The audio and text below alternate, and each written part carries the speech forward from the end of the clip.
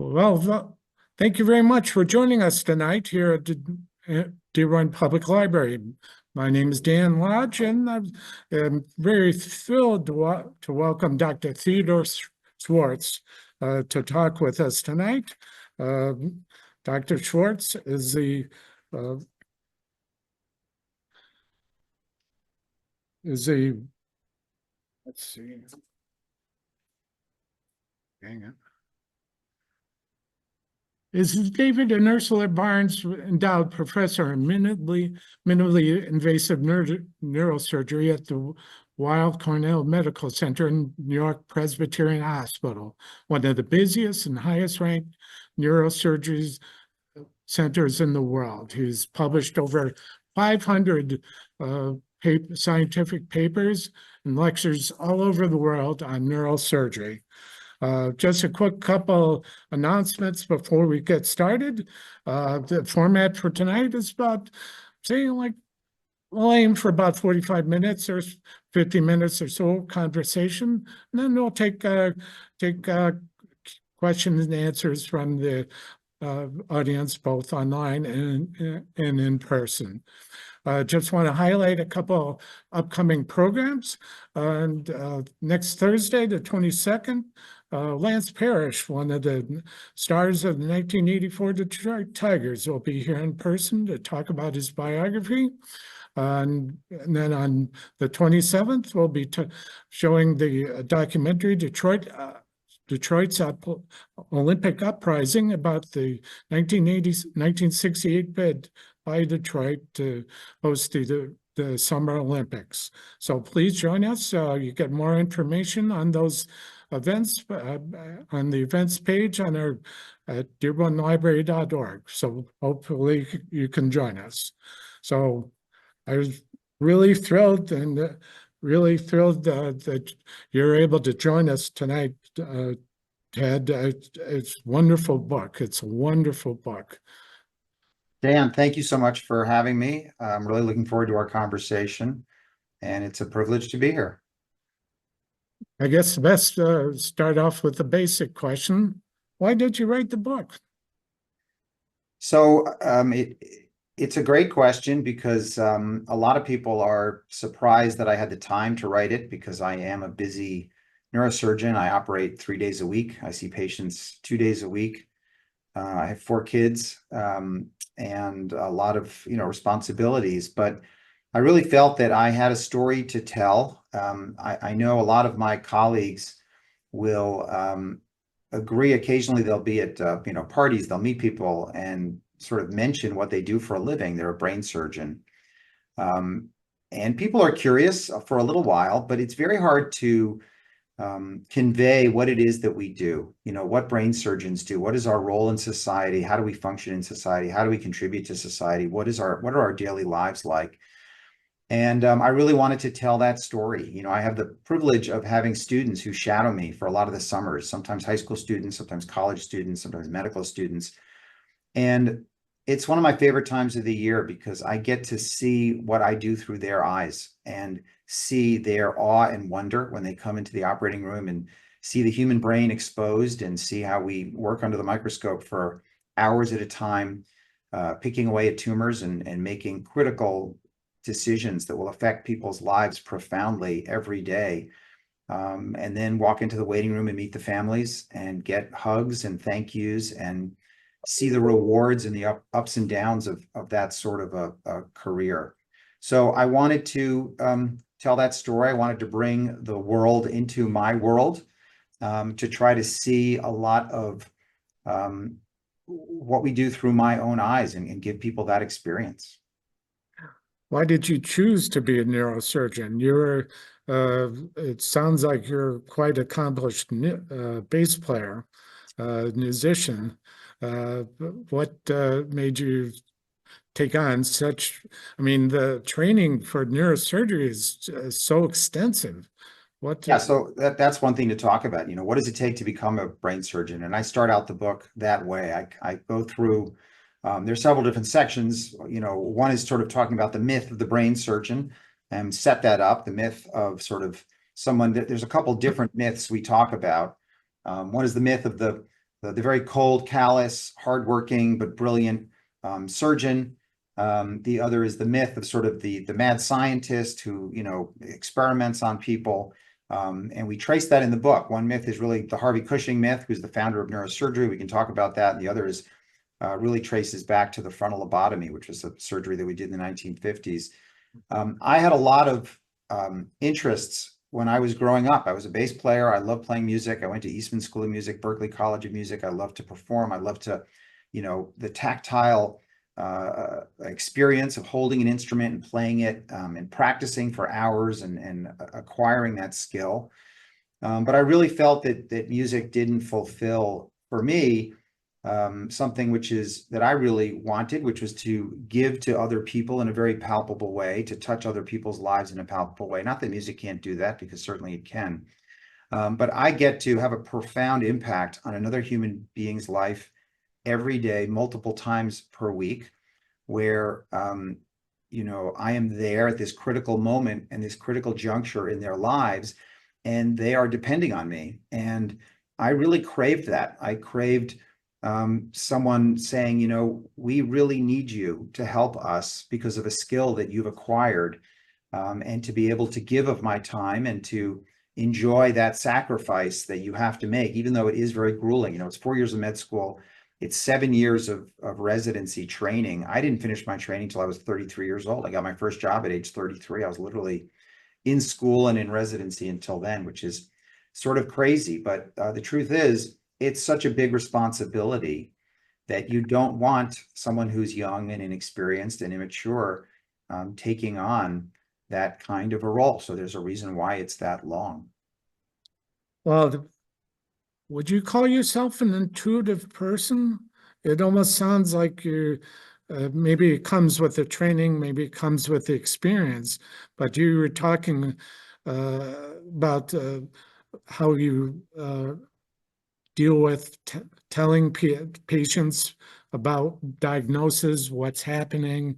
There was a part in the book where you talked about a gentleman who was very well dressed, very proper, and he's getting surgery for a tumor, but yet he was, after his surgery, he was very nervous and shaking, and you stood with him, you sat with him. That's quite remarkable. Well, yeah, I mean, I think that, as a neurosurgeon, on the one hand, when you're in the operating room, you have to be very focused. You have to block out the outside world.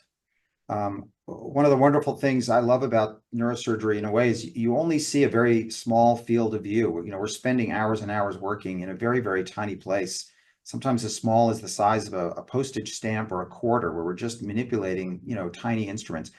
And you really want to block everything out. You want to block out even who you're operating on.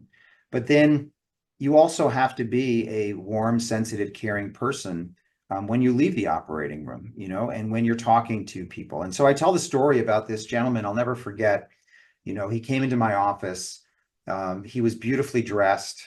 Not a hair was out of place. He was tan. And he came in with his wife and started telling me about, he grew up and had nothing when he was a child, and he really was a self-made entrepreneurial individual. But then, he was diagnosed with this thing in his brain. He didn't really know much about it. He had a seizure. And then he started telling me a story about once he was walking through the subway and he passed a beggar, and the beggar was holding a can with pencils in it, and he was selling the pencils. And I wasn't really sure why he was telling me this story at our first office visit, but it's just something he started talking about. And I went and looked at his MRI scan, and I saw that he had a malignant brain tumor, a glioblastoma multiforme is what it's called. And I try to describe in the book in a couple different places this uncanny experience that you have as a brain surgeon, where you see a patient who comes into your office and they're somewhat oblivious to what's going on. They know there's something in their head. They know they have a problem. They don't really know what it is. And you look at their MRI scan and you immediately know what it is. And you know that Unfortunately, it's a tumor that's not really curable. We can treat it, we can operate on it, we can treat it with chemotherapy and radiation. But often these tumors come back, and they're known to be, quite awful tumors that, have an average life expectancy of about 1.5 years. And then you have to go into that room and talk to the person and their family about what they have and what they can expect. And you take them through this whole journey. And the first part of the journey, of course, is doing the surgery on them and getting them through the surgery. And then the second part, of course, is the radiation and the chemotherapy. But the situation in that story was after surgery, I went back to see him in his bed. And, we had told him what he has, it was the day after we told him his diagnosis, so he knew. And instead of wearing the beautiful outfit that he had on, the beautiful suit, he was in a hospital gown, looking quite disheveled. And I walked by to see him, and he was crying. And I asked him, "Why are you crying?" And he said, "I don't want to end up in the subway selling pencils." And I think for him, that was a metaphor for sort of the end of the success of his life, or sort of a failure to him, or he saw his future. And I just sat with him and put my hand on his leg, as I often try to do with my patients, try to make physical contact with them and be there for them in those moments, and let them know that, we'll do everything we can for them. I'm here for you. We will put you in the best hands of every doctor we have, and give you every treatment we can possible. But in the book, I try to balance, the humanity of it and the humility of it, with also the technical proficiency of it, and the sort of losing yourself in the technical performance of it. And it's a really bizarre juxtaposition of two different people that you have to be when you compartmentalize yourself emotionally, when you leave the operating room and you talk to someone, versus when you go back into the operating room and you are essentially performing, almost like playing a piece of music, where you have to perform flawlessly at that moment in time. So, yeah. Well, and I was, yes, it is. Your book was very engaging because of that part. Did you? I had the fortune of talking with Ed Swick, the movie director, and he'd be happy. He'd be have no problem writing scripts, writing dialogue for characters. But when it came down to writing about what he thought, what his views were from his heart, there was he found it like the hardest thing he ever had to do. Did you feel the same way? I think I would say not so much. I mean, I think as a neurosurgeon, we often have to push our feelings down, right? So much of what we do is to squash our feelings. And here was an opportunity for me to let them out, finally, for me to finally express, what is it like that I'm feeling when I'm going through all these different phases of my profession. And it was liberating, honestly, and therapeutic. And I talked, about the fact my father was a Freudian psychoanalyst, so there was a lot of talking about emotions in my house. But as a neurosurgeon, it's a very different approach to touching the brain than psychoanalysis. But writing for me has always been a way for me to express myself, just like playing music has always been a way for me to express myself. And so this was a wonderful, liberating opportunity that was not hard. It was nothing but joy, honestly, to be writing these ideas down. And it comes through. It comes through. And let's talk about the technical performance.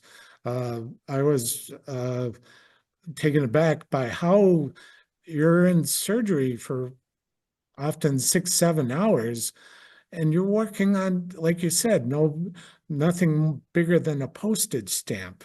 You're kind of always, you have pictures like you in the book of how you're kind of leaning over on it, on almost like a chair, and how do you do that? How do you shut the world off? Like, even if you have to simply go to the bathroom Yeah. during it, how do you shut that off? Yeah, what's really remarkable is I cannot remember ever scrubbing out of an operation to go to the bathroom. right? Which is really remarkable because I've been doing this now for some 30 years. So when I first watched neurosurgery as a medical student, I will never forget after about 20 minutes of standing up and watching, I had excruciating back pain. And I thought to myself, how am I ever going to do this for a living? My back is killing me. How do you stand here that long? And I was sort of resentful. I sort of felt like my body was going to prevent me from doing the career that I wanted to do. But what happens is over time, you strengthen those core muscles. And like any physical activity that anyone does, you get used to doing it.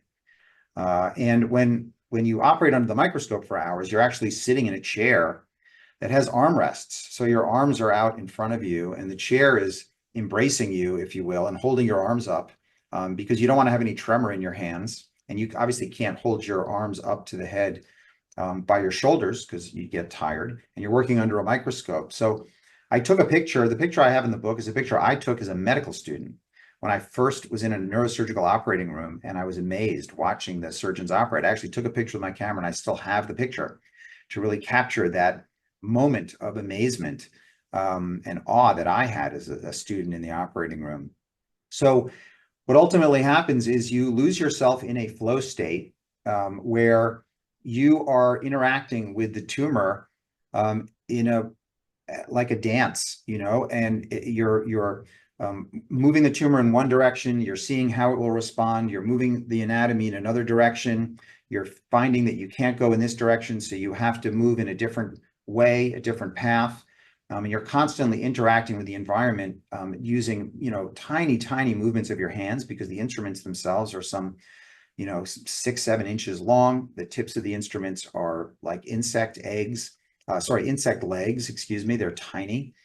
And you're under a microscope, under very powerful magnification.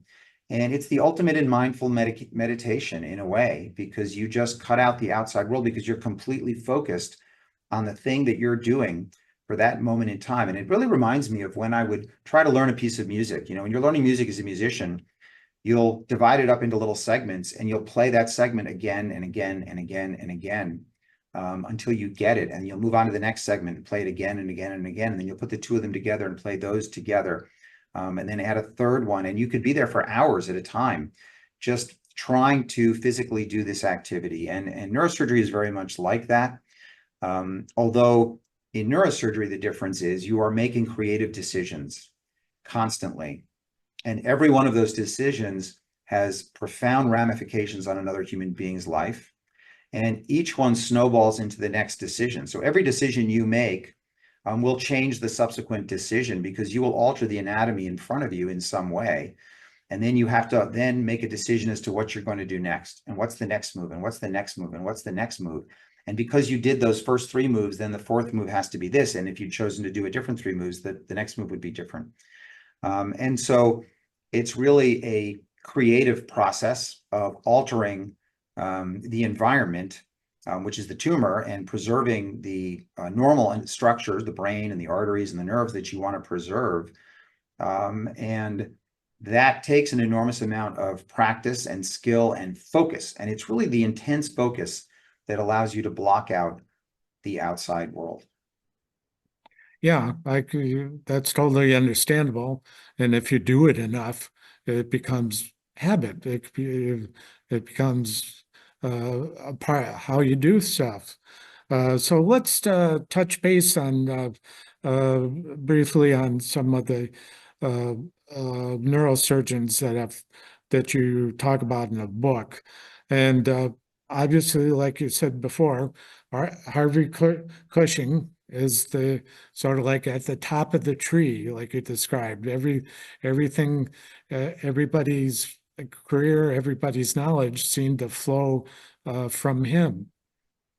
Yeah, I really wanted people to come away from the book knowing 4 names. Like if you don't know anything, because these are the heroes of our field. These are the people, these are the George Washingtons of America, that nobody knows who they are, but they've changed the world dramatically. And so the names are Harvey Cushing, who was the founder of neurosurgery in 1905. He was the first neurosurgeon who devoted his career purely and solely to neurosurgery. And when he started out, the mortality of brain surgery operations was 50%. Half the people died. And when he was done with his career in the late 1930s, it was down to about 8%, which is really a remarkable progression. And you can imagine what it was like for him to deal in the early days when, he was losing patient after patient after patient, to persevere, to say, I can make this better. I can make this better. I can be more meticulous with what I do. He was really a tough guy. There's a great story about Harvey Cushing that tells, sort of how incredibly tough, mentally tough he was. It's a horribly sad story because he was a very absentee father and husband. But at one point, his son was a junior at Yale and had completed his year and was out celebrating on a Friday night and died in a tragic car accident. His car hit a tree. And Dr. Cushing, Harvey, found out about it the next morning, Saturday morning, and he was about to scrub into an operation to take care of a patient. And rather than, collapse on the ground or cancel his operation, he went into the operating room. He did the operation, and only when he finished it did he get at his car and go collect the body of his son. It's just remarkable to think about a human being like that. And that's really this element of sacrifice, that we all have to some extent, of giving up certain things in our lives. So after Cushing, there was a guy named Walter Dandy, who was one of Cushing's proteges. He trained with Cushing, and they had a very bitter relationship, actually. They fought constantly. Dandy was this sort of young upstart who thought he could do everything better than Cushing, and actually he was a faster surgeon and more facile surgeon than Cushing. And Cushing left and went to the Peter Bent Brigham Hospital, left Dandy and Johns Hopkins, and he ended up building an incredible program at Johns Hopkins, an incredible practice, and really emphasized the technical expertise of neurosurgery. He also invented the batter's helmet, which I talk about as an aside, and there's other people he was involved in taking care of. And then Wilder Penfield was another very famous neurosurgeon who started out in New York and ended up in Montreal at the Montreal Neurological Institute. And he was very famous for mapping the brain. We forget sometimes when we're operating on tumors or we're operating on blood vessels that we're also operating on the human brain, which controls our consciousness and our minds and our ability to move. And Wilder Penfield operated mostly on epilepsy. He was well known for that. And in epilepsy operations, we often have patients awake and we can stimulate the brain and we can map out the brain and we can put electrodes in the brain and learn about how the brain works. And he was really the founding father of that whole school of thought. And then the last person that everyone needs to know about is a guy named Gazi Yaşargil, who is still alive. He was a Turkish neurosurgeon who practiced in Sweden, and he really invented and brought the microscope and invented the whole field of microneurosurgery.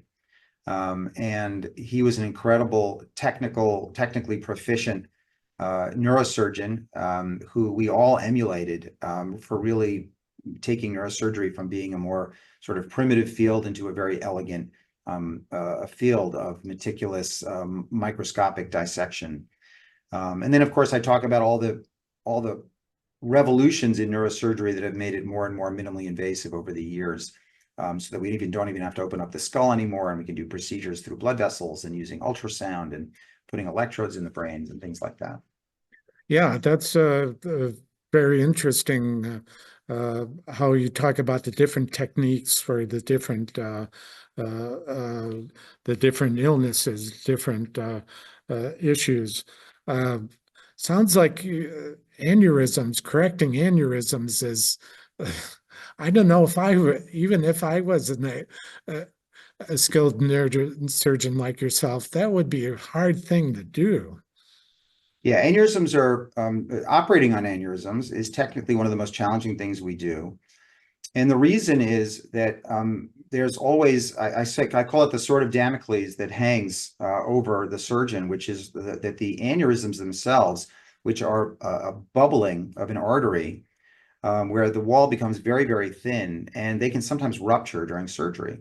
So you can be under a microscope trying to put a clip on an aneurysm, which is the cure for an aneurysm. And if it ruptures while you're doing surgery, suddenly all the force of the heart pumping blood into the brain, which is about 20% of the heart's force goes to the brain, is now pushing blood out of the aneurysm into your operative field. And it's a terrifying moment, and one that, you really have to train and train and train for to know what to do, because you have to very quickly put clips on all the arteries around the aneurysm. You have to decrease the blood flow. You have to get a sucker in there so you can actually see something. Sometimes we even stop the heart with medications in order to get the blood flow down. And then once you've controlled that, you then have to very quickly control the aneurysm with a clip, because all those clips you put on are basically cutting off all the blood supply to the brain. So you only have a couple minutes to get your work done. So it becomes this 5-alarm emergency in the operating room, and you have to stay calm, cool, and collected during all of that, even knowing that your patient's life is on the line. So I write about, with a lot of humility, the fact that I started out doing some aneurysms, but it really wasn't the focus of my career. I'm really a tumor surgeon and epilepsy surgeon. That's my specialty. But when I first started out, I did a few aneurysms, and I had a horrible complication around the fifth one that I did. The first 4 went great, but the fifth one really went horribly, and the patient died, soon after my operation. I couldn't control the bleeding. And it became apparent to me that it was not right for me to be doing them once in a while. And the right thing to do is to have, 1 or 2 people in a neurosurgical practice and who do all the aneurysms. And that's why subspecialty care is so important in neurosurgery. When it's available. Obviously, if you work in a remote place, you have to do everything. But if you work in a big city, there's enough neurosurgeons around, enough people around, that you can have subspecialists. And that's what we do. We have spine surgeons, we have pediatric neurosurgeons, we have vascular aneurysm surgeons. And now most of the vascular stuff, most of the aneurysms are not even clipped anymore that way. We thread a catheter up through a needle stick, which we can do in the groin or in the wrist, and go work within the blood vessel and basically coil them, wrap coils into the aneurysm, so we don't even have to open up the head. So that whole field has progressed dramatically over time, and I describe what that transition has been like. Yeah, that makes me think of strokes, how strokes are often taken care of, where they would thread a needle up through your leg up in order, sort of like Roto-Rooter, clear out the stuff that's blocking the blood flowing. Yeah, that's right. And that's a relatively new treatment. I talk in the book about stroke, and how initially it was just about diagnosing strokes. That's all that the doctors, neurologists would do. And then we tried to prevent strokes by giving anticoagulation. But the treatment of stroke, the ability to reverse a stroke, is only, maybe 5-10 years old. And I describe my own father, who had a stroke when I was a resident in neurosurgery, and nothing could be done. I talk about that story, and then I talk about the mother of a friend of mine who had a stroke more recently, about 5 years ago, and how I was able to help her, get her in the hands of someone who could basically bring her right up to the angiography suite, suck the clot out, and essentially cure her of the stroke and reverse it. So she made a full recovery. And, the juxtaposition of those 2 people is so very close to me. One, I couldn't help, my own father 15 years ago, and one who was magically saved just 5 years ago.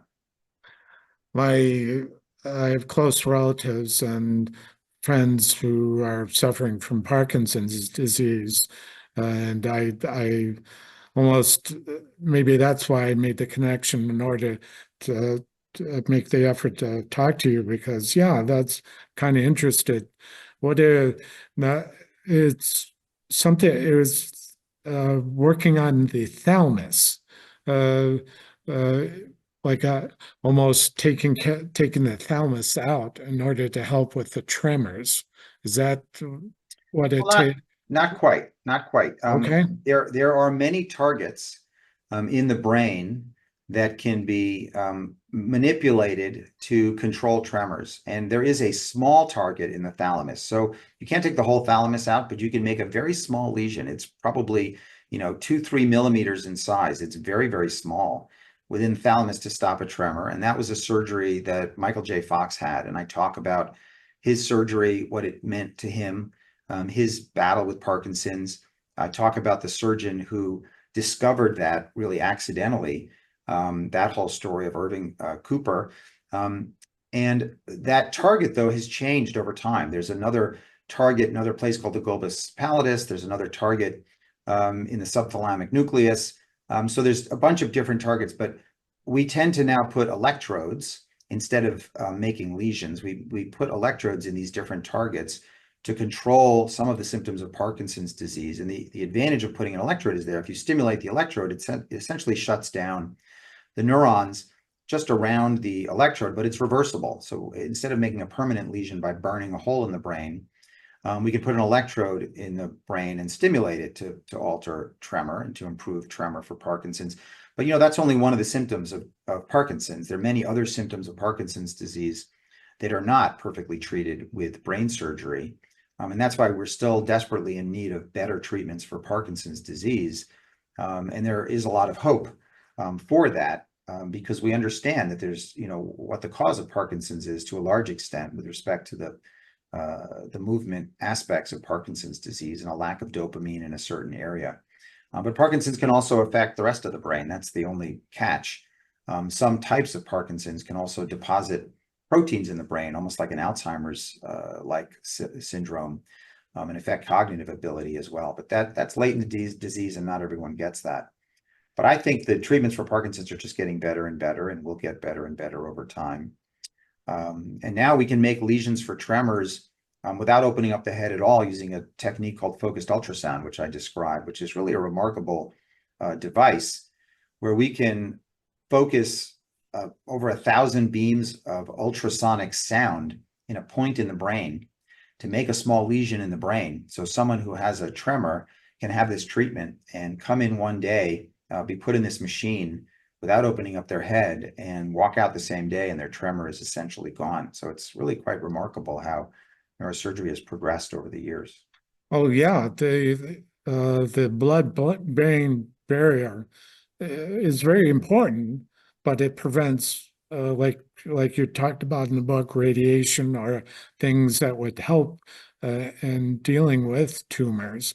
But you could now, is it with the focused ultrasound? Yeah, so there's a second use for the focused ultrasound, exactly what you said. So the blood-brain barrier, it prevents mostly chemotherapy from getting in, not radiation. Radiation can go through anything, but chemotherapies can't get in because we give them IV or intraarterially, and they can't cross over into the brain. The brain protects itself with a barrier. And the reason the brain has that is so that if you ingest certain chemicals, a primitive man would ingest, or human beings would ingest these chemicals, and the brain would not want them going into the brain because it didn't want it to protect itself. But that prevents chemotherapy from getting in. But if you take focused ultrasound and you set it at a lower level, and you inject little tiny microbubbles into the arteries and veins, the ultrasound will make those little bubbles burst, and that can break down the blood-brain barrier. And then we now have the ability to deliver drugs that we can give IV that could not get into the brain previously, can now get into the brain using focused ultrasound as a treatment to break down the blood-brain barrier and allow these drugs to penetrate into the brain. And we're only now doing trials to try to figure out how we can use that technology to treat all different types of diseases. But in theory, if we know that Parkinson's disease is a lack of dopamine in a subthalamic nucleus, we could, give some sort of precursor of dopamine intravenously, break down the blood-brain barrier with ultrasound in the subthalamic nucleus, and just have the dopamine go right in there. The problem is it wouldn't last forever. So you need to have some permanent source of that chemical in the brain. But we can also now deliver chemotherapies to malignant brain tumors. There are trials of that using focused ultrasound to try to get the chemotherapy into the brain better in ways that we couldn't do before because of this blood-brain barrier.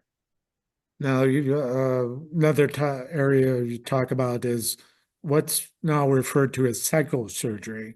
That's at first it was lobotomy, referred to as lobotomy, but now it's dwelled into helping people, like you described how two sisters had so bad OCLC, obsessive compulsive disorder, that they were electrodes were placed in the temporal lobe in their heads, and they were able to have some kind of relief. Yeah. And it's very, very similar surgeries like that. Right. There's a whole segment of neurosurgery called functional neurosurgery, which is a surgery to really alter the mind. And I spend a bit of time in the book talking about frontal lobotomies because it was something that I never learned about and it was never talked about during neurosurgical residence. We train the residents how to do surgery as it's done today. We don't really train them to do historical or talk to them about historical operations. And I am the son of a psychoanalyst, and I was very interested in why this skeleton was swept under the rug in my training, and I wanted to learn more about it. So I really wanted to figure out to what extent were brain surgeons complicit with the frontal lobotomy? Who really developed the frontal lobotomy? How did it propagate? And how did organized neurosurgery receive the frontal lobotomy and think about the frontal lobotomy? And what I discovered was that most of the important people who discovered the frontal lobotomy, performed the frontal lobotomy, were psychiatrists and neurologists, and not as much neurosurgeons, although there certainly were neurosurgeons who did frontal lobotomies. But many of the more prominent neurosurgeons studied the frontal lobotomy and did very careful operations. But there were some who were haphazard and irresponsible with the frontal lobotomies. And believe it or not, there were 60,000 of them done in the United States in the 1950s and 1960s. But there was no other treatment for schizophrenia, depression. We had no medications that we have today. So that was one of the reasons as well that it proliferated like it did. But because the frontal lobotomy was such a somewhat grotesque operation, you know, the original operation, they would drill burr holes here, and then the surgeon would advance basically like a butter knife and just kind of sweep it back and forth blindly on either side to disconnect the frontal lobes. And then a guy named Walter Freeman, a neurologist, developed another operation where he would go under the eyelid and put essentially an ice pick under the eyelid and go into the frontal lobe and sweep it back and forth. And neurosurgeons did not like that operation. And so they tried to develop better ways to do it. And that's what motivated the whole development of what we now know as stereotactic radiosurgery, which is to put focused radiation in the brain, and deep brain stimulation. And stereotaxis, all these things that are now sort of computer-guided modern neurosurgery, they were motivated in the 1950s and 60s as better ways to do lobotomies. So although the lobotomy was abandoned, it was an important stage in the development of neurosurgery that allowed us to progress to the moment now. And what I describe in the book is sort of where we are with psychosurgery right now. Like, what's the ultimate thing that we can do? And I describe a paper that was a surgery that was done, it's not done commonly, where surgeons put electrodes in the brain, 4 different electrodes in parts of the brain that are important for mood and behavior and feeling. And these are sort of in the frontal lobe and some of the deep gray matter of the brain. And then also implanted 16 electrodes in other areas of the brain to sort of monitor the brain's overall function. And they would take the patient and make the patient either happy or sad, give them different emotions to experience, either by listening to music or watching movies or looking at pictures, and record what the state of the brain was in. What was the electrodes were recording the neuronal waves in the brain. What were those different states of happiness and sadness and misery and joy, complacency, envy? And then they could stimulate the electrodes in a different location and recapitulate all of those different brain waves. And once they figured out how to recapitulate the state of the brain of happiness, then they could set the electrodes just at those wavelengths and frequencies to make the patient happy. And you would take a patient with depression and you would literally trigger the electrode and their mood would completely change at that moment in time. And same with OCD. You know, these Aldrich twins had a horrible OCD. They couldn't even leave the house. They couldn't touch their mother. They were obsessed with cleanliness. And once they had these electrodes placed in their brain, their personalities were completely altered for a period of time. And their OCD, was dramatically relieved.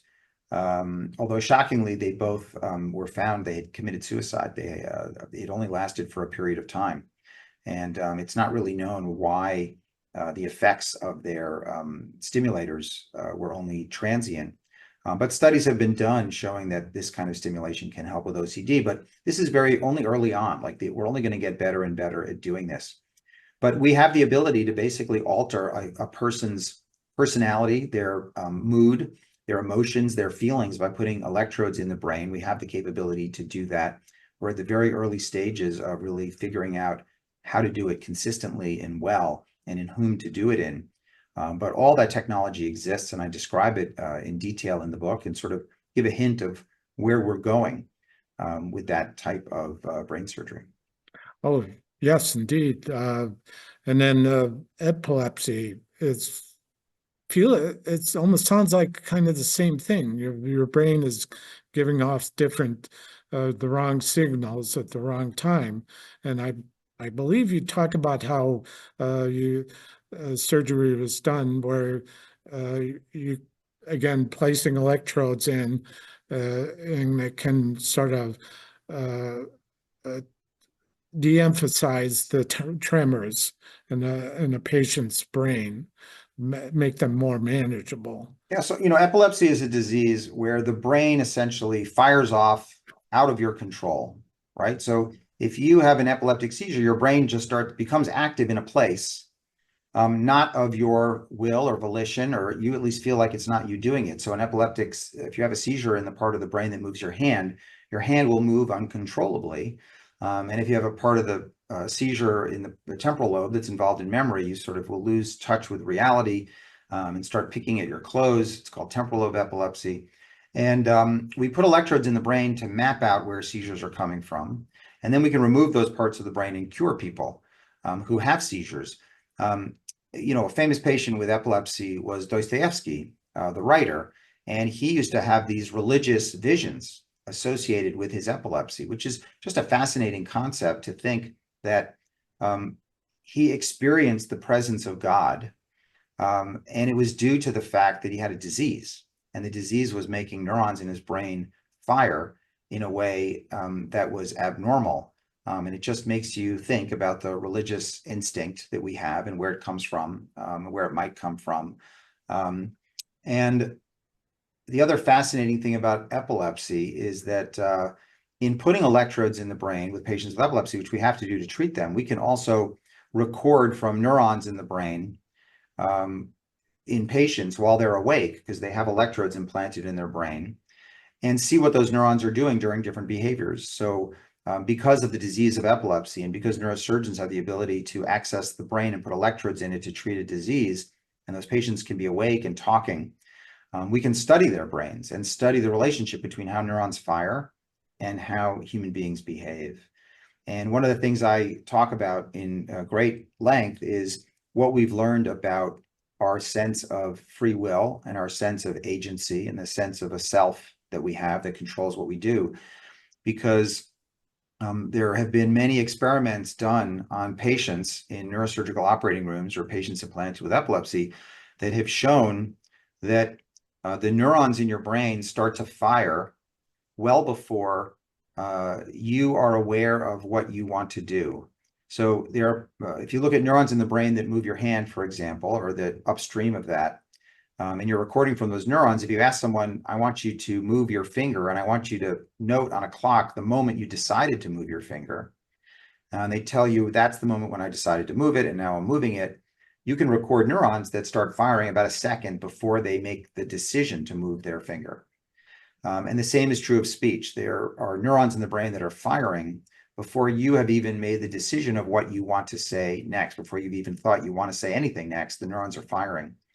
And it creates this spooky, eerie notion that maybe your brain is deciding for you what you're going to do. You do that behavior, and then after the fact, you experience it and you make up a story to yourself. You convince yourself that you intended to do that all along. And we see this again and again. And I described multiple experiments that have shown that that is to some extent how the brain works, that there's an enormous amount of processing that is going on in your brain that you're not aware of.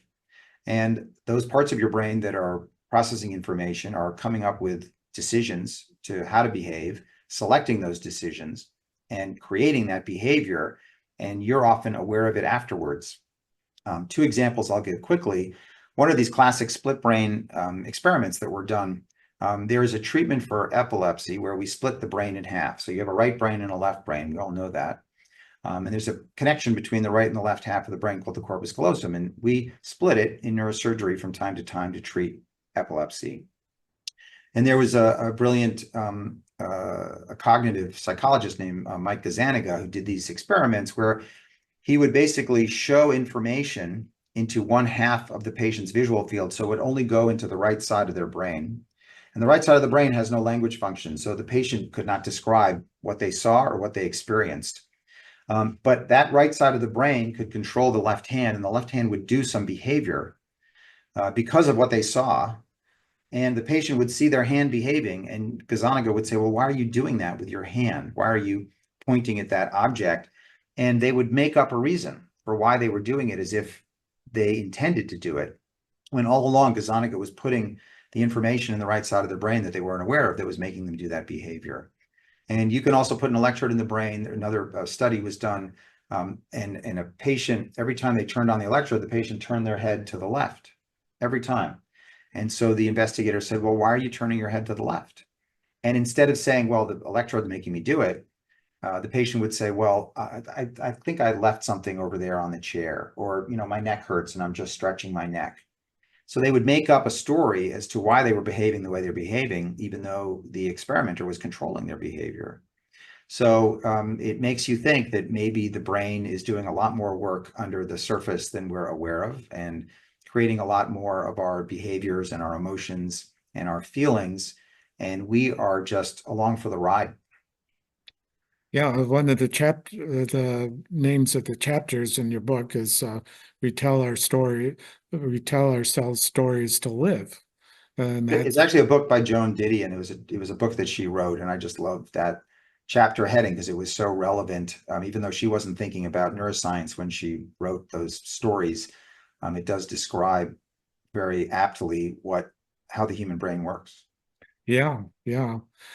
Just a couple more questions to try to fit in the time. What is the brain-computer interface? So we hear a lot about brain-computer interfaces now because of Elon Musk's company, which is a fabulous creation, the device that he made. But brain-computer interfaces have been around since the 1960s. And one of the things I do in the book is I tackle that subject. I talk about the history of it, and sort of everything that led up to where we are now, and all the research that has been done in brain-computer interfaces, and also the role of neurosurgeons in the brain-computer interface, because we play a critical role in placing these devices and in running a lot of the clinical trials and the labs that have created these brain-computer interfaces. But essentially, a brain-computer interface is a device where electrodes are placed in the brain, and those electrodes can record neurons firing, or can stimulate neurons and make a communication with a computer. So it's linking the human brain to a computer, and that can be done with a wire. So the early brain-computer interfaces actually would put electrodes in the brain. They would be tunneled through the skin, and there would be a little pedestal sticking out of the skin, and you'd basically plug it in, just like in the Matrix. Neo would plug into the back of his head. That's the way the old ones worked, and those would be attached to a computer. The new ones now are all subcutaneous, and they can communicate with Bluetooth. But the first brain-computer interface was developed in, I think it was 1962, by a neurosurgeon named Tracy Putnam, working with a physicist named Button. And it was a visual prosthetic, because it turns out you can stimulate the visual cortex, the part of the brain that processes vision, and patients will see little flashes of light. And so people thought, well, if you take a blind person and you put a camera on their glasses, and you can take the visual information and turn it into electrical signals, and you can stimulate in patterns the visual cortex, they should be able to see patterned flashes of light to give them some sort of vision. And there have been multiple devices developed in the 1960s, 70s, 80s, 90s, even more recently, of these visual prosthetics. Like in Star Trek, Geordi LaForge had that kind of thing. He was blind, but he could still see. We have the ability to create some sort of primitive vision doing that. What Musk's device does now is allow a paralyzed patient in a wheelchair to control a cursor on a computer screen and move the cursor around and select things.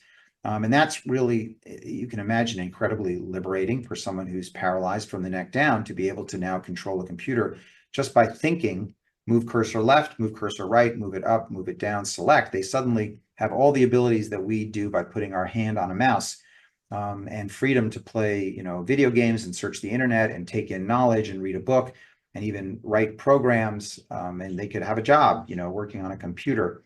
But you can do even more with brain-computer interfaces. You can use a brain-computer interface to control a robotic arm. So You could have a person with who's lost the ability to move an arm and maybe wears on a harness a prosthetic. And if you implant the part of the brain that moves the arm with an electrode, you can teach a computer how each of the brain waves that moves the fingers in different directions and the arms in different ways, how to translate that into the movement of a robotic arm. And you can even do it with legs and restore walking by putting an exoskeleton on someone and having electrodes in their brain control the exoskeleton. And there are two neurosurgeons now, Jamie Henderson and Eddie Chang, who have been able to take speech and handwriting out of someone's brain. So you have a paralyzed person who cannot speak, they can't move their mouths, or someone who can't move their hands, and you can put electrodes on the surface of their brain and teach the computer by having them imagine themselves moving their mouths to say different letters and different words. If the computer knows what they're trying to say and reads the brain waves, it can create a link between those two. So now all they have to do is imagine themselves saying words or writing words down, and the computer will immediately produce those words of speech, or produce handwriting in real time, which is really a remarkable feat that we have the ability to do. So in academic institutions, we've actually gone much farther than what Elon Musk is doing with Neuralink, but he has developed a terrific device to commercialize with a new way of doing it, to make it hopefully even more powerful than the ones that currently exist. And finally, saw that you have you run quite a laboratory at Weill Cornell dealing with primarily with epilepsy, and also that you work supposedly with precision neuroscience. Did you want to briefly talk about your work with both places? Sure. So most of my surgeries are tumor surgeries, but most of my research is epilepsy surgery. I've been epilepsy research, and I've been doing epilepsy research for 30 years. It's really a passion of mine. And I have a lab that I run that works mainly in mice, that creates little epileptic foci. And in animals, we can actually genetically turn their neurons into little light bulbs, so that every neuron in the mouse's brain will basically flash like a light bulb when it fires.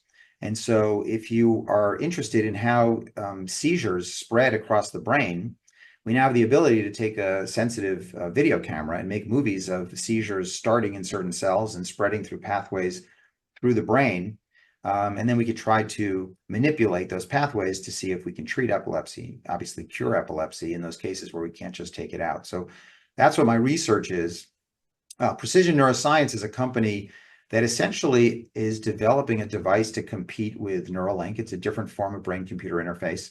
What Musk's company does is it puts the electrodes in the brain to record the firing of individual neurons, and that's one technique to do it. Another device that does that is called the Utah Array. But there's another completely different strategy for creating brain-computer interfaces, which is to put electrodes on the surface of the brain that don't record from individual neurons, but record from the brain waves of populations of neurons. And those are also incredibly effective. And that's what Eddie Chang does. And Ben Rappaport, who was a resident at Cornell, developed a electrode array that is right now, it's about the size of a postage stamp. It has about 1,000 electrodes, and he's developed a way to implant it in a minimally invasive way. And I consult with the company and help him and try to lend my expertise and thoughts to help him develop that into a more useful product that eventually will be available to paralyzed people to help them navigate the world. Well, thank you. This is a part of the talk part of the program. Let's stop here and we'll take some questions and answers. Ma'am.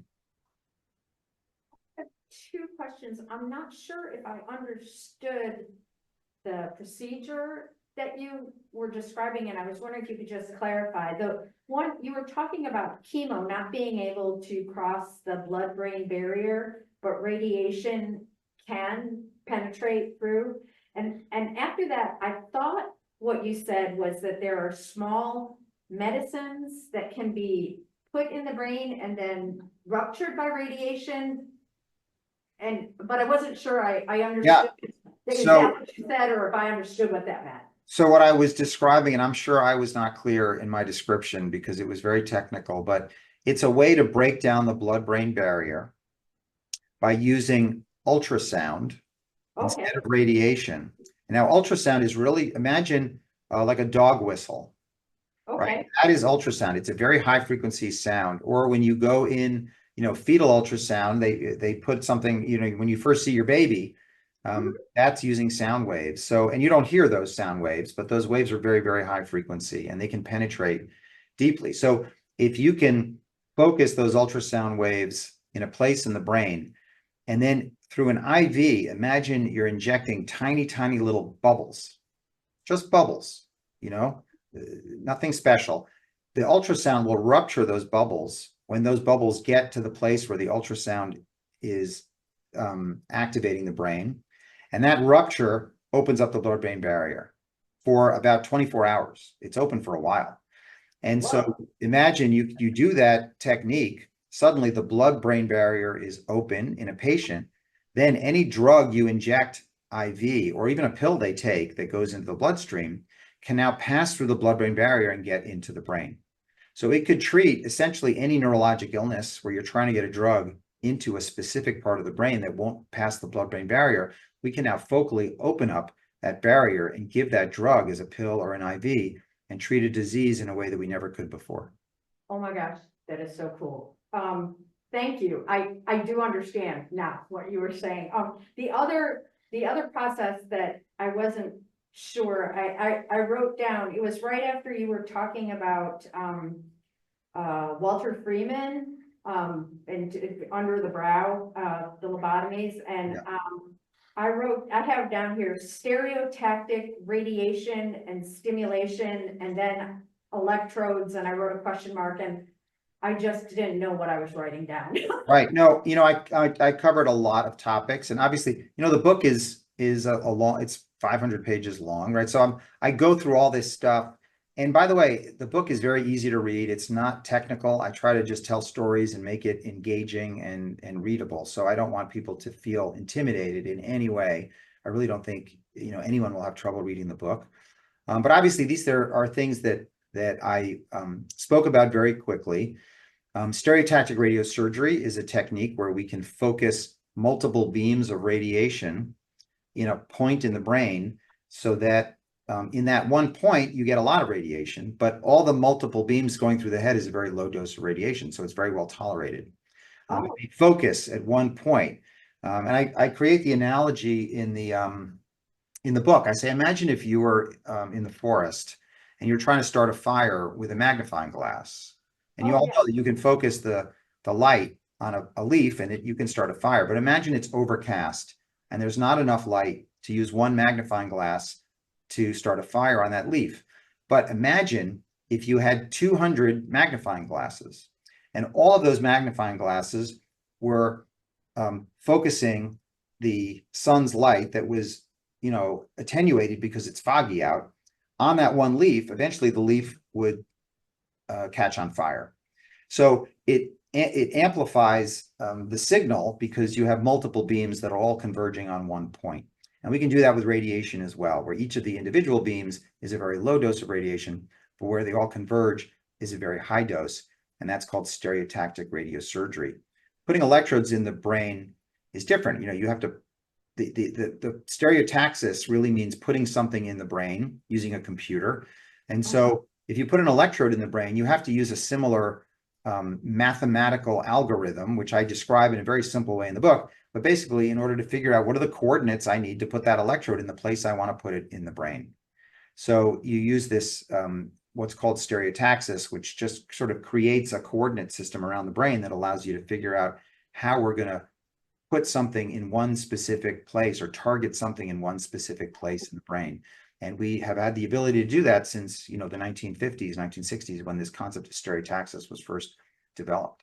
Oh, okay, thank you. And I was just wondering, do you talk in the book about Robert Sapolsky talks about, right? He talks about the idea of the brain having, he talks about the idea of having no free will. Yeah. Like, oh, Robert Sapolsky, don't kill me now, but he talks about how, what you were saying, like the brain can have that stimulus, and then we do the behavior, and then we create the narrative.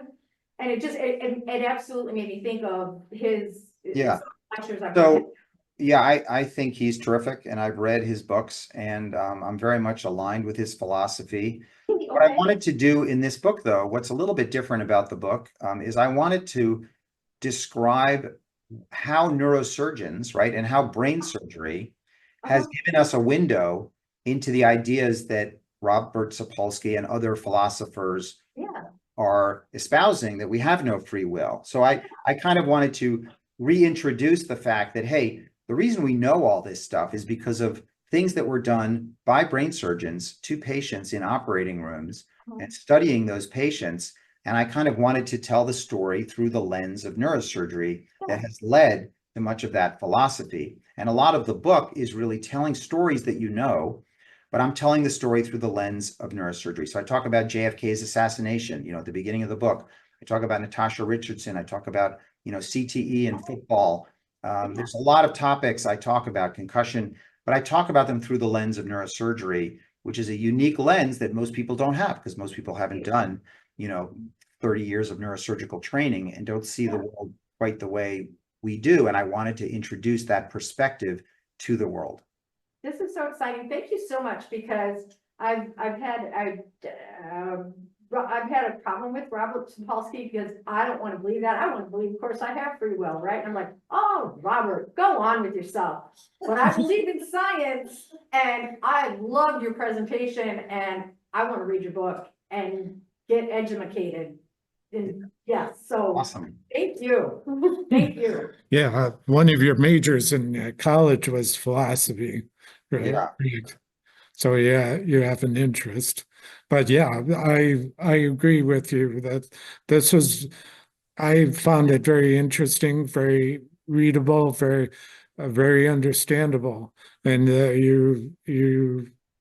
I believe you you got what you're after in the book. So I'm challenged. So- I'm definitely challenged intellectually, emotionally. And that's exciting to me. So, one more question. If you ever have free time, what kinds of, and as a librarian, I got to ask, what kind of books did you like to read?